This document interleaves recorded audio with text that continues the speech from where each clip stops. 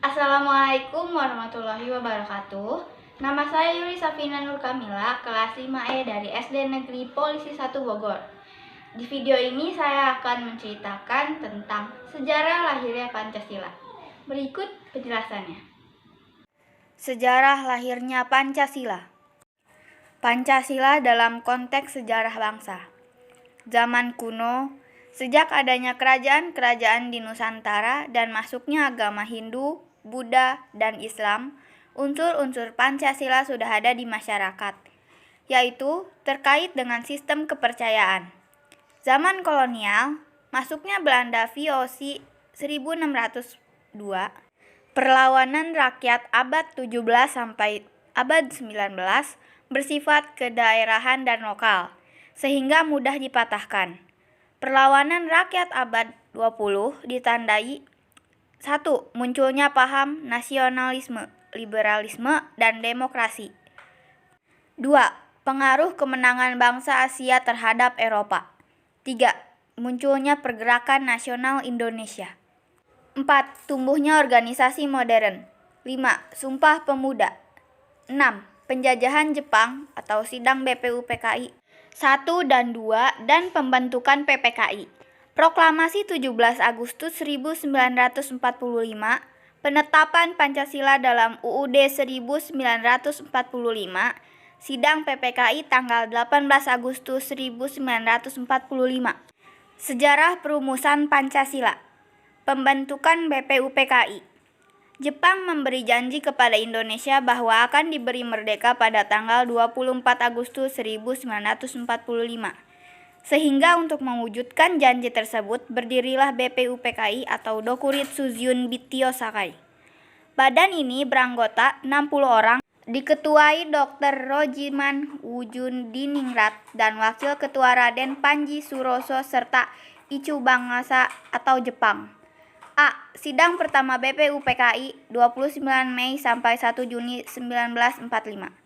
Agenda sidang dalam pertemuan ini adalah membicarakan tentang landasan-landasan bernegara atau dasar-dasar Indonesia merdeka. Dalam kesempatan ini, Mohyamin 29 Mei 1945 mengusulkan dasar Indonesia merdeka, yaitu peri kebangsaan, peri kemanusiaan, peri ketuhanan, peri kerakyatan, kesejahteraan rakyat.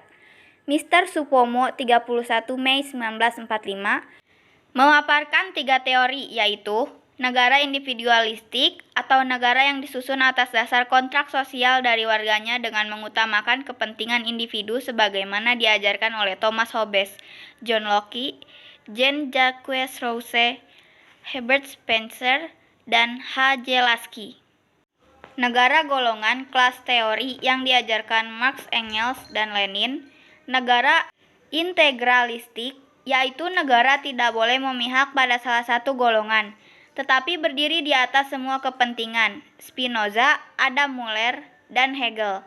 Dalam hal ini, Supomo menolak negara individualistik dan negara golongan, namun mengusulkan negara integralistik atau negara persatuan, yaitu negara satu untuk semua orang. Insinyur Soekarno 1 Juni 1945 mengusulkan bahwa dasar Indonesia yang dimaksud adalah filosofische Grundlage, filsafat, fondamen, dan pikiran yang sedalam-dalamnya yang di atasnya didirikan Gedung Indonesia Merdeka. Dasar yang diusulkan yaitu Pancasila sebagai dasar negara dirumuskan oleh para tokoh nasional melalui sidang Badan Penyelidik Usaha-usaha Persiapan Kemerdekaan Indonesia atau BPUPKI. Berikut profil dan usulan dari 3 tokoh perumus Pancasila. 3 tokoh perumus Pancasila: Muhammad Yamin, Insinyur Soekarno, dan Supomo. Usulan dasar negara pada 1 Juni 1945. 1. Nasionalisme kebangsaan Indonesia. 2. Internasionalisme dalam kurung peri kemanusiaan. 3. Mufakat atau demokrasi. 4. Keadilan sosial. 5. Ketuhanan yang berkebudayaan. Dari usulan tersebut, ketiga tokoh ini merumuskan Pancasila yang berbunyi: 1. Ketuhanan yang Maha Esa. 2. Kemanusiaan yang adil dan beradab. 3. Persatuan Indonesia. 4. Kerakyatan yang dipimpin oleh hikmat kebijaksanaan dalam permusyawaratan perwakilan. 5. Keadilan sosial bagi seluruh rakyat Indonesia. Pada tanggal 1 Juni 1945 juga dibentuk panitia kecil yang beranggotakan 8 orang.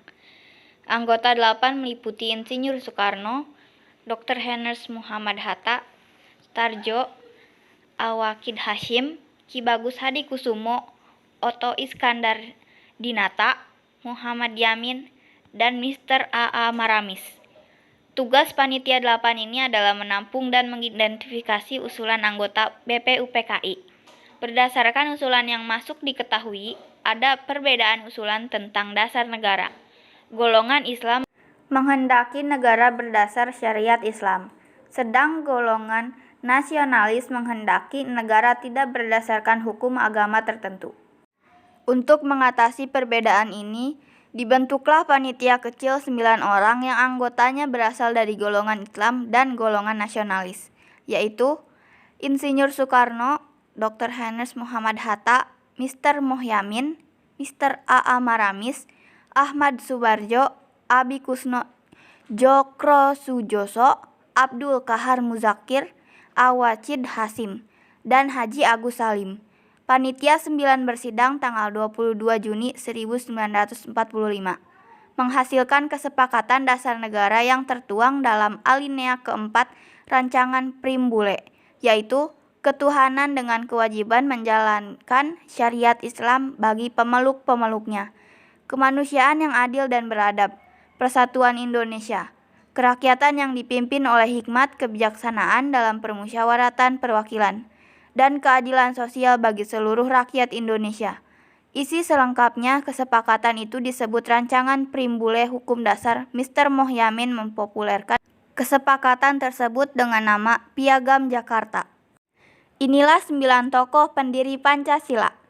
Insinyur Soekarno sebagai ketua, Dr. Heners Muhammad Hatta wakil ketua, Mr. A.A. Maramis, Abdul Kahar Muzakir, Abi Kusno Djokrosujoso, Haji Agus Salim, Mr. Ahmad Subarjo, Mr. Muhammad Yamin, Kiai Haji Wajid Hashim. Lahirnya Pancasila. Hari lahir Pancasila yang diperingati setiap 1 Juni syarat akan nilai sejarah. Dasar negara Indonesia ini pun bermakna filosofis sebagai pandangan hidup bangsa. Pancasila sebagai pandangan hidup. 1. Ketuhanan yang Maha Esa. Bintang berwarna kuning berlatar warna hitam. Mempercayai dari bertakwa pada Tuhan yang Maha Esa sesuai dengan agama dan kepercayaan masing-masing. 2. Kemanusiaan yang adil dan beradab. 17. Mata rantai sering menyambung berlatar warna merah. Setiap warga negara memiliki derajat yang sama. 3. Persatuan Indonesia. Pohon beringin, menempatkan kesatuan, persatuan, dan kepentingan negara dari kepentingan kelompok dan individu. 4. Kerakyatan yang dipimpin oleh hikmat kebijaksanaan dalam permusyawaratan perwakilan. Kepala banteng, tidak memaksakan kehendaknya kepada orang lain dan mengutamakan kepentingan negara dari orang lain. 5. Keadilan sosial bagi seluruh rakyat Indonesia. Padi dan kapas. Mengembangkan perbuatan luhur dengan cara kekeluargaan dan gotong royong serta bersikap adil. B. Sidang BPUPKI kedua 10-16 Juli 1945 menghasilkan 1. Dasar negara yang disepakati, yaitu Pancasila seperti dalam Piagam Jakarta. 2. Bentuk negara republik. Hadir kesepakatan dari 55 suara dari 64 yang hadir. 3. Wilayah Indonesia disepakati meliputi wilayah Hindia, Belanda, plus Timor Timur, plus Malaka 39 suara. 4. Dibentuk 3 panitia kecil. A. Panitia Perancang UUD diketuai Insinyur Soekarno.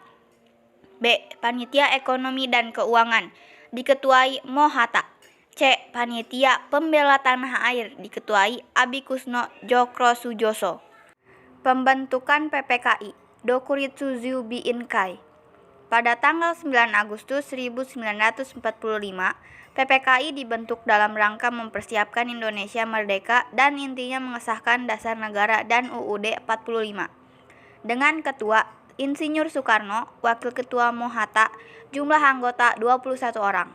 Selanjutnya, anggota PPKI ditambah 6 orang anggota wakil golongan, yaitu Wiranata Kusuma, Ki Hajar Dewantara, Mr. Kasman Singodimejo, Sajuti Melik, Mr. Iwa Kusuma Sumantri, dan Mr. Ahmad Subarjo.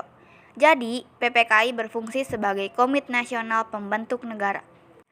Proklamasi Kemerdekaan. 1. Jepang menyerah pada sekutu. 2. Golongan pemuda Sukarni, Adam Malik, Kusnaini, Sutan Sejahrir, Sudarsono, Supomo, dan kawan-kawan meminta Soekarno untuk segera mengumumkan kemerdekaan RI. Sebaliknya, golongan tua masih banyak berpikir dan pertimbangan. 3.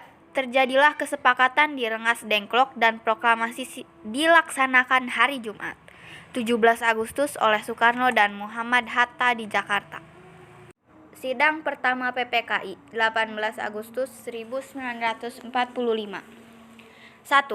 Sore hari setelah proklamasi datang, Opsir Jepang ke rumah Bung Hatta menyampaikan keberatan wakil Indonesia bagian timur terhadap 7 kata dalam sila pertama Piagam Jakarta. 2. Sebelum sidang, Bung Hatta menemui wakil-wakil Islam.